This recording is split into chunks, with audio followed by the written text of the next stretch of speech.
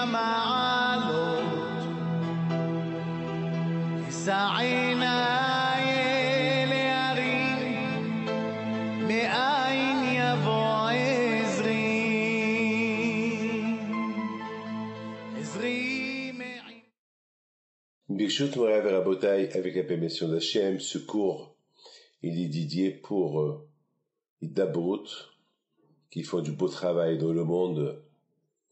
Alors Rabotai, on sait très bien que on approche Matan Torah. Vous savez maintenant, on compte les jours. Chaque jour, on fait Sfirat HaOmer, on compte les jours.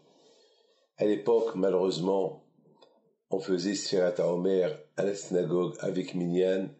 Ça fait un bon moment que nous sommes confinés chez nous à la maison, on peut rien faire.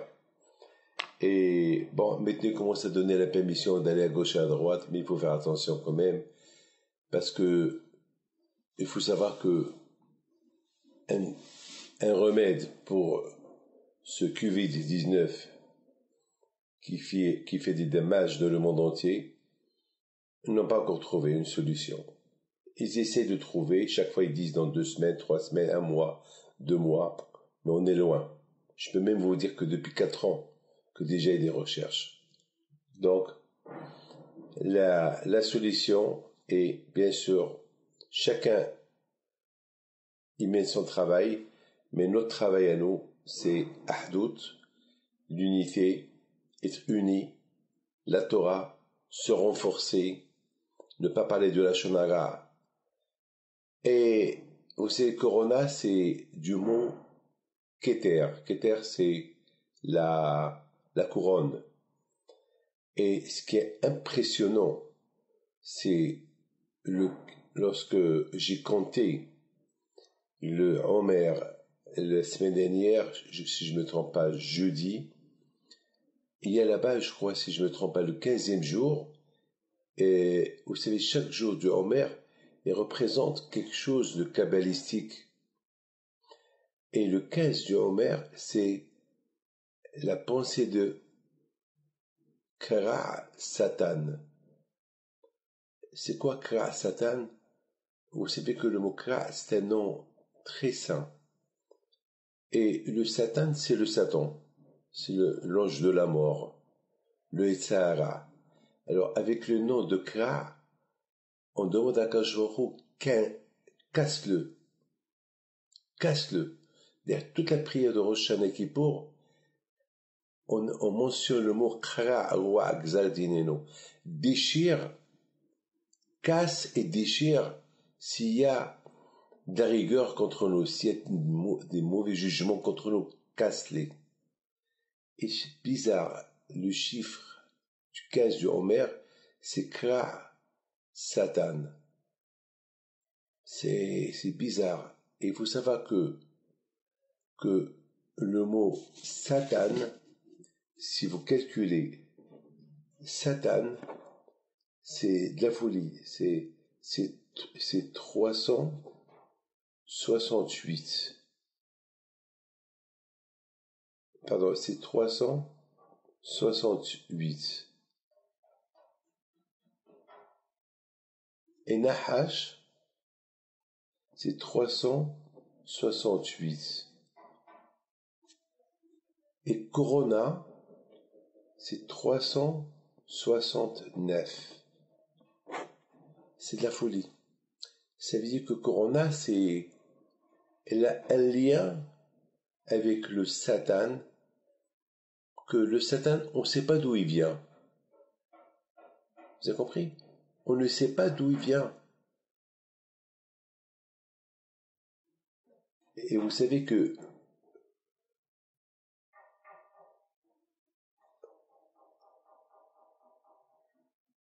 il vient de nulle part. Il vient de nulle part. On ne sait pas d'où il vient. Le satanisme, on ne sait pas d'où il vient. Et le corona aussi, on ne sait pas d'où il vient.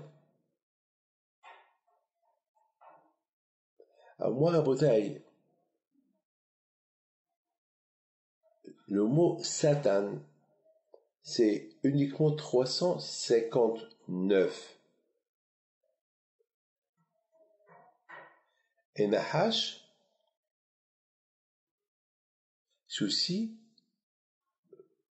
358. Mais j'ai ajouté 10.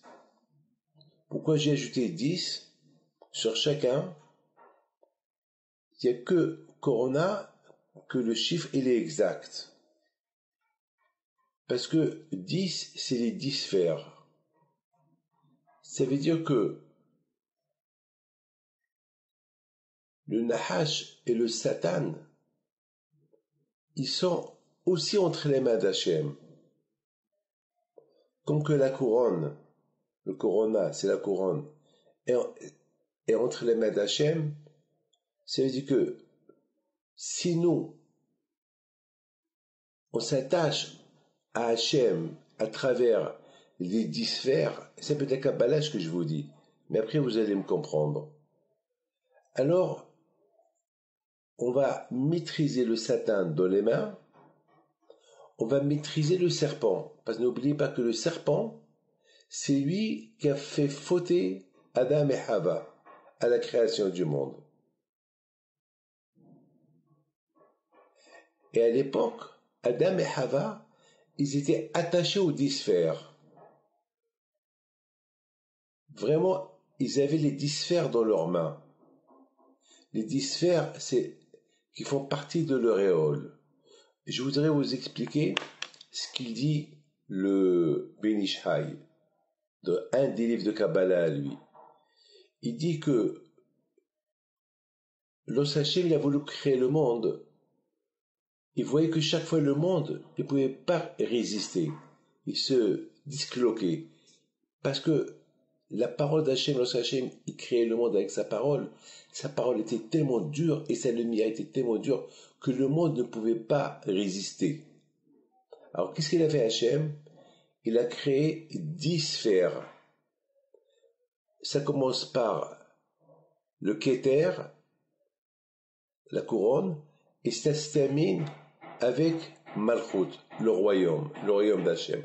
Donc Hachem, il a fait d'une manière que de sa lumière, elle traverse les 10 sphères pour réduire la capacité de la lumière pour ne pas détruire le monde. Donc ça veut dire que le monde entier, il se maintient avec la lumière d'Hachem qui traverse les 10 sphères. Et au fur et à mesure qu'elle traverse les 10 sphères, la lumière d'Hachem, elle se réduit jusqu'à que le monde il peut se maintenir. Le royaume d'Hachem, il peut se maintenir. Comme un exemple, par exemple, si on veut voir le soleil au mois de juin, au mois d'août, même si on lève les yeux vers le soleil, on ne peut pas résister. On se brûle les yeux. Alors on met des lunettes.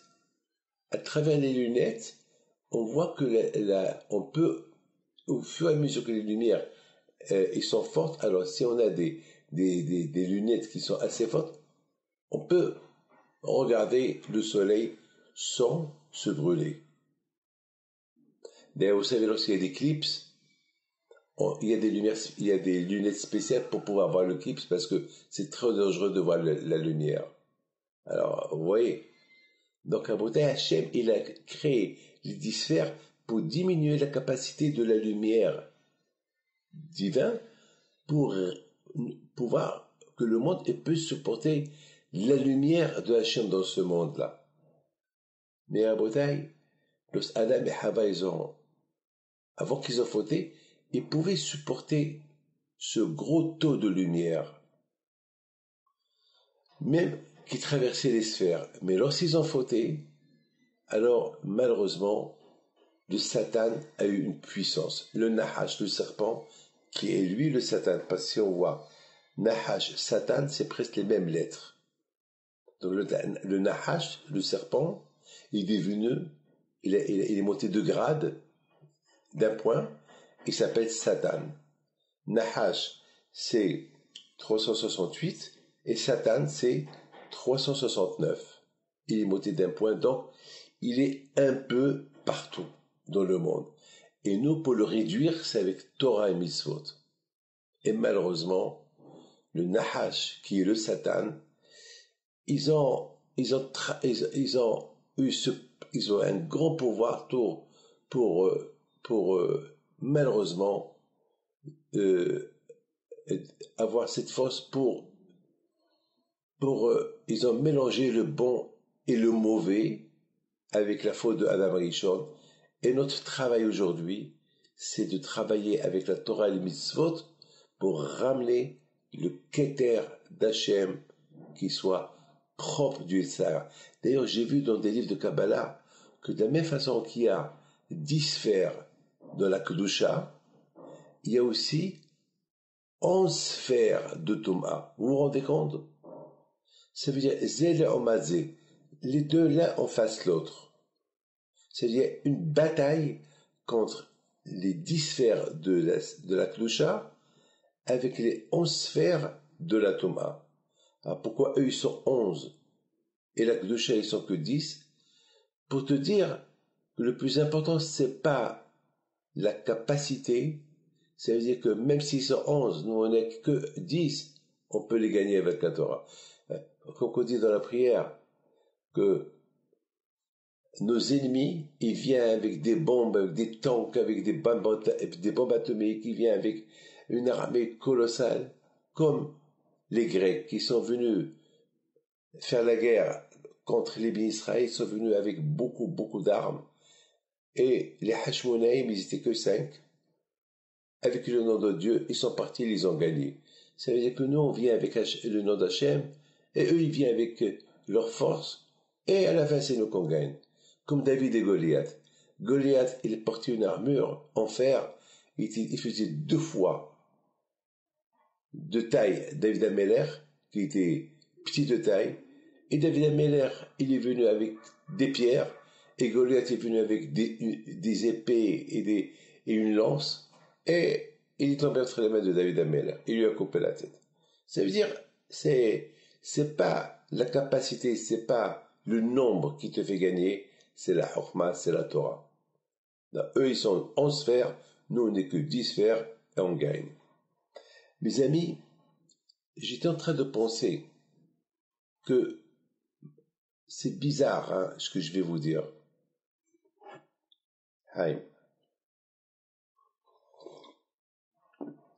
C'est bizarre ce que je vais vous dire.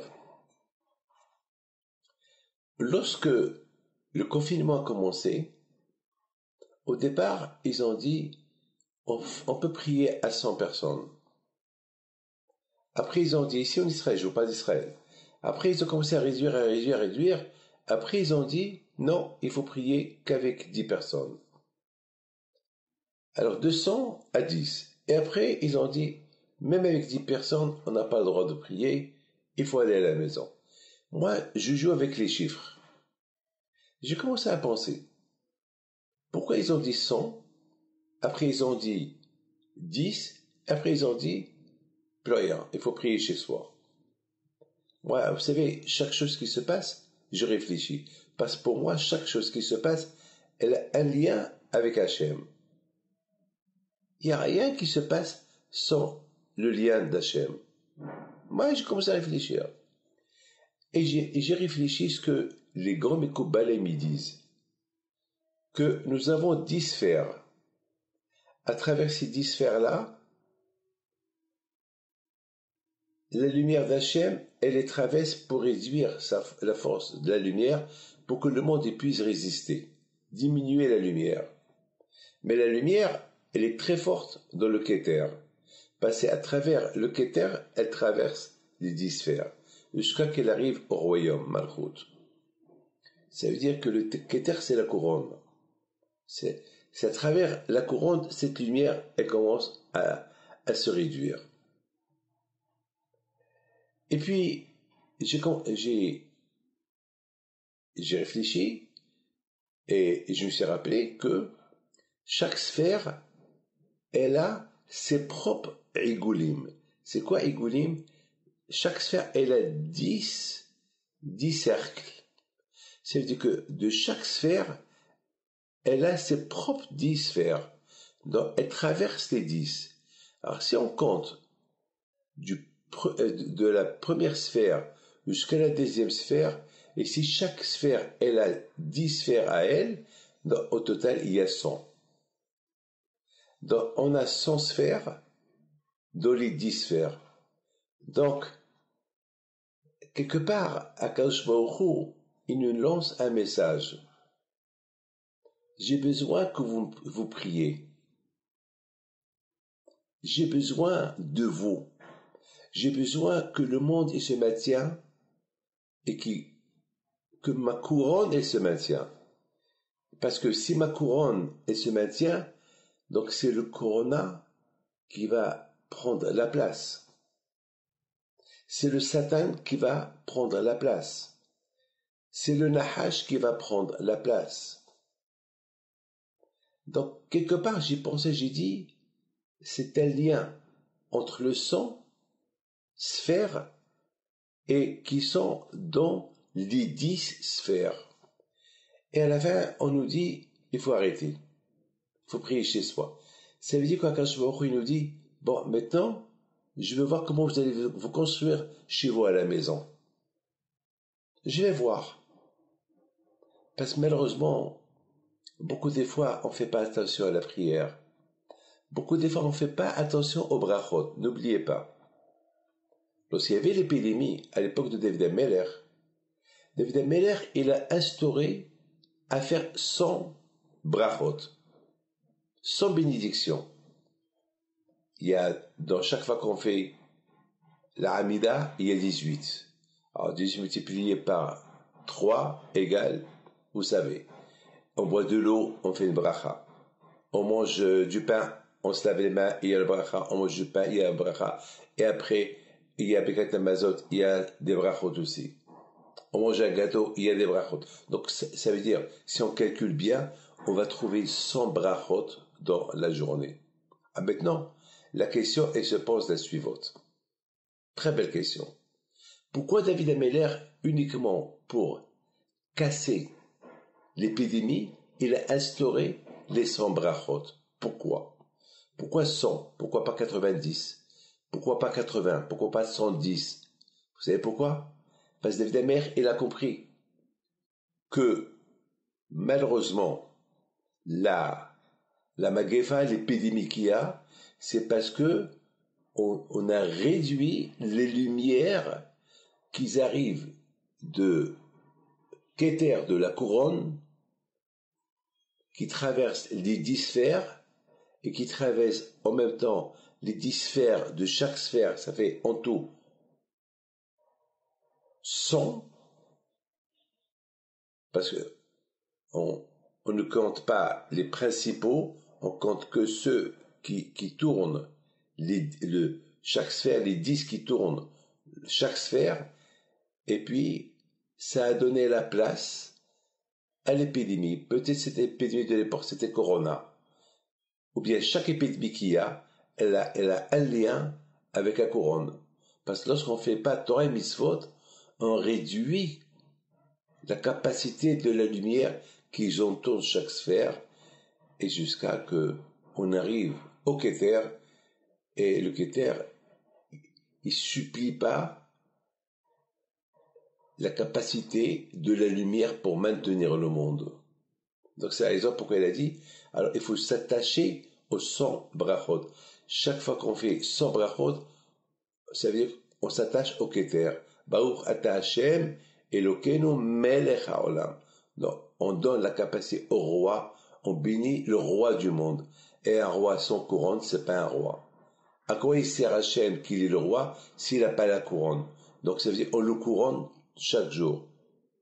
Chaque jour on couronne Hashem avec les brachot qu'on fait. Et c'est pour ça, pour le couronner, on commence d'en bas, de Malchut, du royaume, jusqu'à qu'on arrive en haut, qui est la couronne, le Keter. C'est de la folie. C'est très beau ce que je suis en train de vous dire. Et c'est la raison pourquoi Hachem, il a fait qu'il faut faire 100 brachot pour augmenter la lumière et réduire la malédiction de la Mageva, de l'épidémie, jusqu'à que le monde est clean de l'épidémie, de la couronne, et la couronne maintenant d'Hachem, elle est de toute sa splendeur, elle illumine les 10 sphères avec ces 100 petites sphères qui l'entourent et le royaume divin est parfait. Peut-être, mes amis, c'est ce qui va se passer pour que Mashiach y vienne. Pour que Mashiach y vienne, il faut qu'on donne beaucoup de lumière à la corona. Avec les mitzvot et la Torah et Ahdout. Vous savez, mes amis, qu'un roi sans peuple, il n'est pas un roi. À quoi sert un roi s'il n'a pas de peuple? Nous, on dit chaque jour, béni sois-tu le maître du monde. Béni sois-tu notre Dieu, Elokeinu, maître du monde, le roi du monde. Mais si on dit on couronne Hachem et on n'est pas unis, c'est grave. Ça veut dire qu'on couronne le roi sur un peuple qui n'est pas uni. D'ailleurs, c'est ça ce qu'il a dit Haman à Hachvérosh. Ces juifs-là, ils sont désunis. Ouais, ils s'intéressent chacun à soi-même. Alors, on peut les éliminer. Im'alam Melech Tov. Il dit à Haman à Hachvérosh, si le roi, ça peut lui convenir, éliminer ces juifs-là, parce qu'ils n'ont pas de Dieu qui les protège, parce qu'ils sont désunis. Alors, on peut faire de ce qu'on veut. Et malheureusement, on n'était pas unis à cette époque-là. C'est pour cette raison, la seule façon que Esther, la reine Esther, a réussi, pour enlever cette guézera de destruction de cette Shoah globale qu'il y avait à l'époque de Haman, c'était lorsqu'elle a dit à Mordechai, Kinsu, il faut qu'ils se réunissent. Il faut qu'ils se réunissent, il faut que chacun fait du bien à l'autre. Et c'est là qu'ils ont réussi à annuler la guézera de Haman. Et on voit après, une fois qu'ils ont éliminé Haman et tous ceux qu'ils ont voulu tuer, ils ont instauré Purim. Et c'est quoi la mitzvah de Purim? La mitzvah de Purim, c'est de donner des cadeaux aux pauvres, la tzedaka aux pauvres, et non pas aux pauvres, même Matenot, Ishter. Entre nous aussi, on donne des cadeaux, parce que le cadeau représente l'unité. En plus, ils ont dit, qui mauvais qui blou.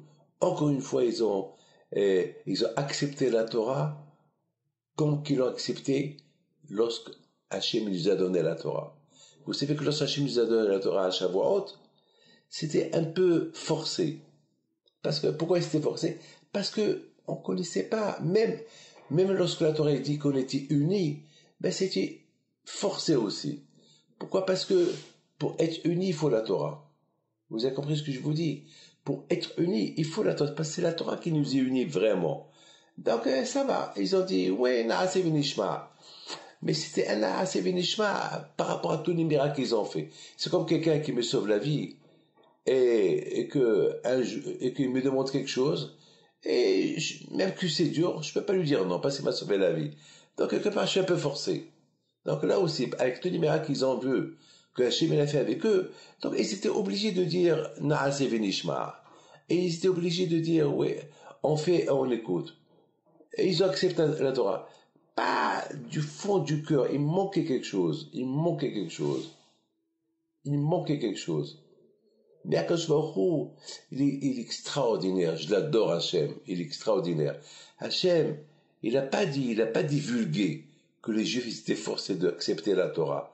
Il a dit, ils sont super les Juifs. Il a commencé à donner des éloges devant le Malachim. Vous avez vu les Juifs, comment ils sont super. Ils sont mieux que vous les anges. Vous les anges, vous faites ce que je vous dis avant que je vous dise ce que je veux de vous. Vous êtes prêts déjà à le faire. Et eux, c'est des êtres humains avec le Tzara.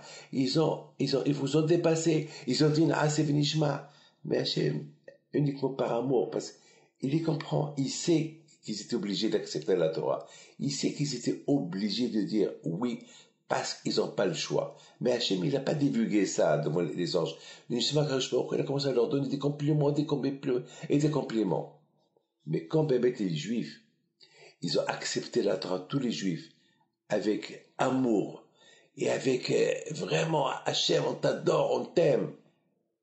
Lorsque ils étaient unis, ensemble, quand il leur a dit, Esther, et ils ont vu ce miracle, que Hachem, il les a sauvés. entre les mains, des mains de Haman. Là, ils ont dit à Hachem, la Torah qu'on a acceptée il y a 3500 ans ou plus, on l'accepte maintenant avec joie. On l'accepte avec joie. Pardon, je me suis trompé sur la date de l'époque d'Esther jusqu'à Matan Torah. Je peux pas vous dire exactement combien de peut-être 2000 ans, je peux pas vous dire. J'ai peur de m'en tromper, mais de toute façon, vous imaginez, après quelques milliers d'années, ils ont compris que Hachem, il est bon. Alors écoutez bien ce que je vais vous dire. J'en suis certainement sûr ce que je vais vous dire. Lorsque Haman, il a décidé, avec Ahashverosh, de tuer tous les Juifs du monde entier, 127 pays, le Midrash, il dit, quand il y a un avis, il est parti chez Abraham, Yitzhak, Yaakov. Il leur a dit, vous savez qu'il y a une Gzera, les Juifs ils vont être éliminés par Haman. Et ils ont dit, qu'est-ce qu'on peut faire? On peut rien faire. Si ils ont pas, s'ils se sont déconnectés d'Hachem, qu'est-ce qu'on peut faire? Hachem il leur a donné la Torah, et la vie, et la santé, et tout. S'ils respectent Torah et Mitzvot. Et là, regarde, même le Beth Amikdash a été détruit. Qu'est-ce qu'on peut faire? Il y a un avis qui signifie, il va chez Moshe Rabbeinu. Il dit à Moshe, tu sais ce qui se passe? Quoi? Il y a un Haman avec le roi Ahashverosh, ils veulent détruire tous les Juifs le 15 Adar. Les 13, 14, 15 Adar. Ah bon? Pourquoi? Parce que malheureusement, ils se sont un peu relâchés de la Torah. Alors Mordechai dit, attends, est-ce qu'il y a là-bas quelqu'un dans ce monde-là qu'il peut prier, lui prie d'en bas et moi je prie d'en haut? Il y a un avis, il dit oui, il y a un qui s'appelle Mordechai. Mordechai à Yehudi. Pourquoi il s'appelle Yehudi? Parce que il n'avait pas honte d'être juif. Mordechai à Yehudi. Dans la vie, il ne faut pas avoir honte d'être juif. Il y a beaucoup de gens, ils sont juifs, mais ils ont honte. Ils enlèvent la kippa ou ils veulent un peu vivre cachés. Non! Hachem, il a donné la Torah en public. Donc, en public, il faut faire cette démonstration. Je suis juif et j'ai pas honte. Ne pas avoir honte de dire je suis juif. Celui qui a honte, il tombe dans le piège. Et après, que Dieu préserve, il risque de même d'en finir avec soi-même. Non, il faut être... Une fois, je montais dans un avion pour aller au Mexique. À l'époque, c'était à la mode de mettre les gens, ils se peignaient les cheveux avec, comme les punks. Ils se peignent les cheveux avec des couleurs. Il y avait un monsieur barbu, un Mexicain avec son chapeau mexicain, et sa barbe était bleue, verte, violet. Et tout le monde en regarde, tout le monde lui prenait des photos, et tout le monde était sympathique avec lui. Et lui, il se promène, Zamak, chauffonienne, je regardez-moi. Et moi, avec ma barbe naturelle, tout le monde qui me regarde, et tout le monde qui pointe sur moi. Avec, je vous dis, hein, méchanceté. C'est un juif. Alors l'autre, au lieu que les gens pointent sur lui, c'est lui le champion, et moi avec ma barbe naturelle, on me voyait comme si on voyait un singe dans une cage. Et je me rappelle dans l'avion, il se promenait comme ça pour que les gens l'admirent. Alors j'ai dit, moi aussi je vais faire pareil que lui. J'ai moi aussi commencé à marcher dans l'avion. Alors je voyais la différence. Les gens, ils voyaient un barbu teinté, avec des teintes de toutes les couleurs, et moi, avec ma barbe naturelle, aussi me regarde. Mais leur regard était différent lorsqu'ils me regardaient. Lui, c'était le sympathique, moi, c'était l'antipathique. Mais j'étais fier d'être juif. J'ai fait moi aussi une démonstration pour Hachem. Donc, à Botaï, il y a un avis, il dit à Moshe Rabbeinu, il y a un juif qui s'appelle Mordechai Yehudi. Avec tout ce qui se passe, parce que Mordechai, il ne se prosterne pas devant Haman, parce qu'Haman, il avait une idole, que tout le monde qui le voit, il se prosterne devant lui et devant la Abodazara. Et Mordechai, il a montré qu'il est juif. Il ne se prosterne pas devant lui. Alors Moshe dit à Eliaou, un homme comme lui, c'est lui qui va annuler la Xéra. Moi d'en haut, lui d'en bas. Et ils ont commencé à prier.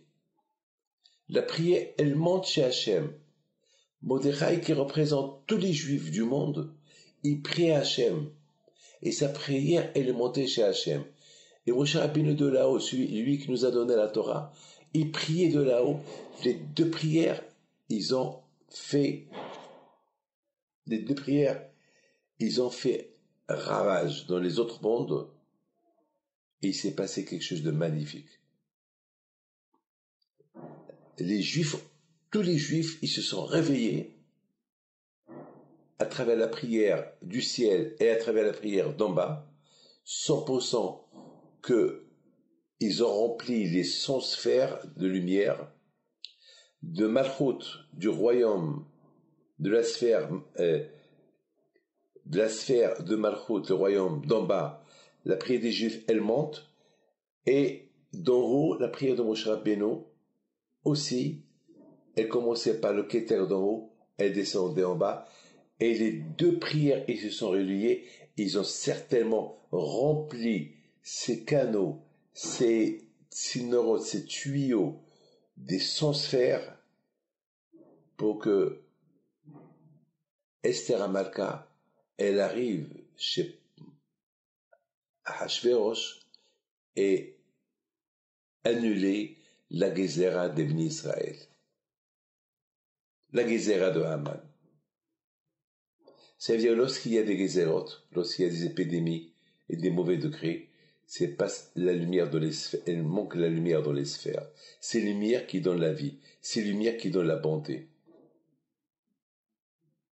Alors, le seul moyen, c'est la Emouna, la Torah, pour les faire,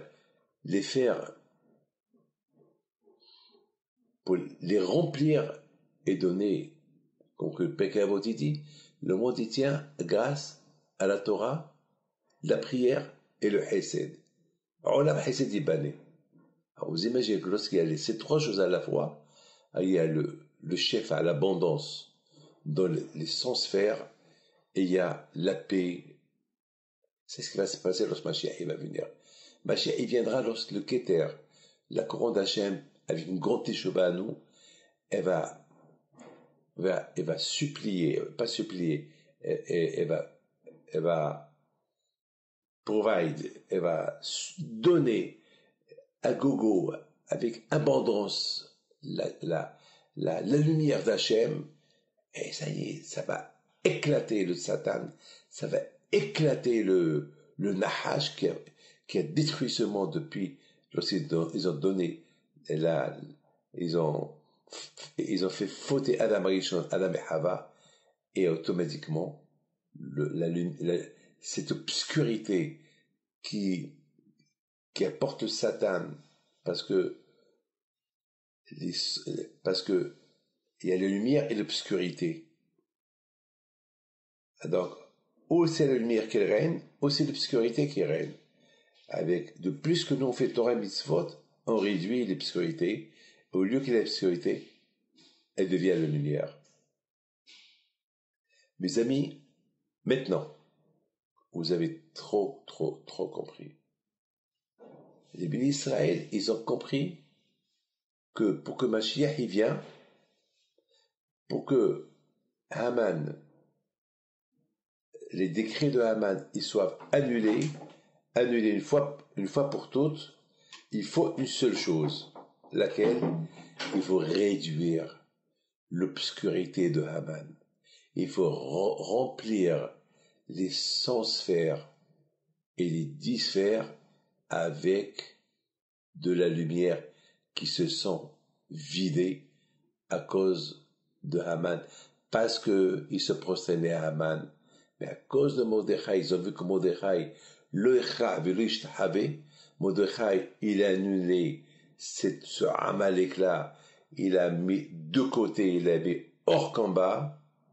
Donc les Juifs, ils l'ont suivi. Ils ont compris, c'est parce qu'ils n'étaient pas unis, parce qu'ils n'avaient pas le Torah. Les tuyaux des sphères, ils se sont vidés.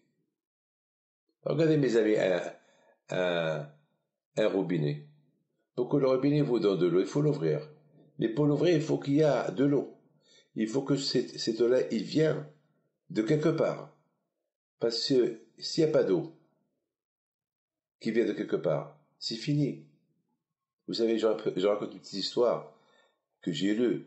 Il y avait une fois un monsieur du bled, un monsieur qui habitait à la campagne. Il va dans la grande ville et il voit des gens qui ont des robinets.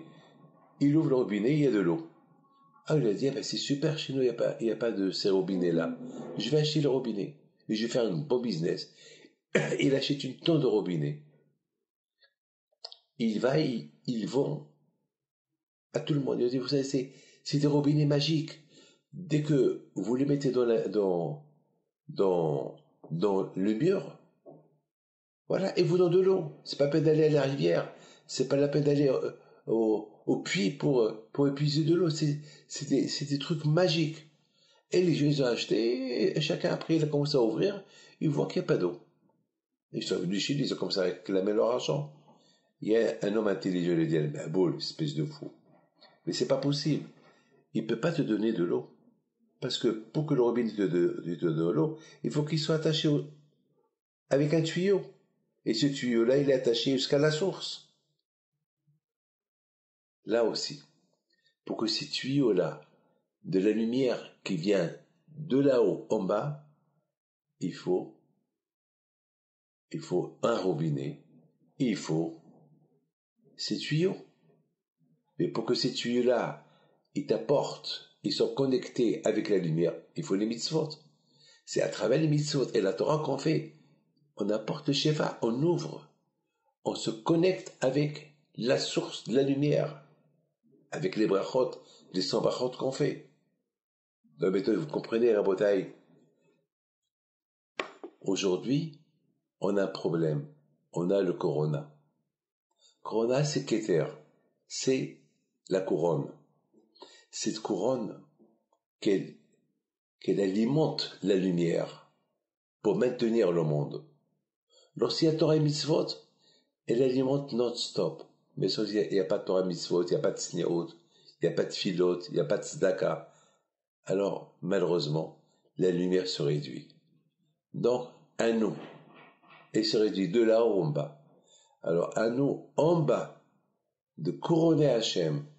Alors, au fur et à mesure qu'on fait Torah Mitzvot, la prière, elle monte jusqu'à qu'elle arrive chez Hachem, jusqu'à la couronne, et là, on ouvre les tuyaux et on fait descendre la lumière, le shefa, l'abondance, la refoua, la bracha, et tout ce que vous désirez.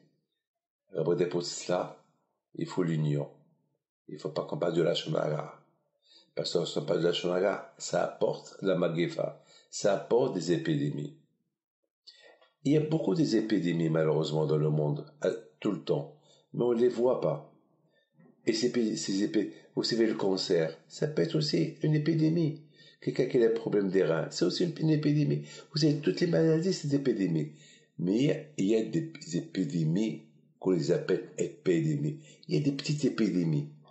Mais lorsqu'il y a une grande épidémie globale, mondiale, c'est que vraiment, il manque dans la source quelque chose. Il manque quelque chose. Alors, à Botaï, à nous de faire. C'est pour ça qu'on dit que contre l'épidémie, il faut lire la Kétoret. La paracha de la Kétoret.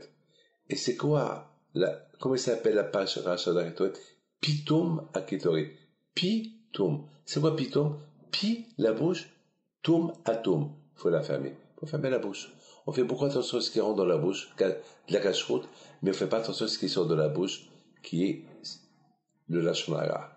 Donc, à Botaï, pour recevoir la Torah dans quelques temps, si Dieu veut, on se prépare tous à l'union, unité, être unis, faire attention à la médisance, faire des brachot, et surtout mes amis, prendre des mesures, on prend quelque chose sur nous. Pour notre génération aujourd'hui, ce qu'on doit prendre sur nous maintenant, c'est ne pas parler à la shonara. Et surtout, ce qu'on prend sur nous maintenant, il faut dire, ce que je prends sur moi maintenant, je continuerai à les faire après l'épidémie. C'est pas une fois que l'épidémie s'arrête, je m'arrête. Non. Mes amis, que le bon Dieu vous protège, et vous donne et bonne journée. אדוני ישמור צאתך ובואך מעתה